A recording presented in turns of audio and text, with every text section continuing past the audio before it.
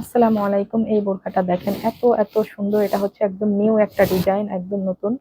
এটা হচ্ছে আপনার দুবাই প্রিমিয়াম চেরির মধ্যে থাকছে এটাও। এরপরে দেখেন স্লিভসটাও সুন্দর করে আপনার 3 কালারের কাপড় দিয়ে এভাবে বিট করে পাইপিং করা আছে ডিজাইন করে।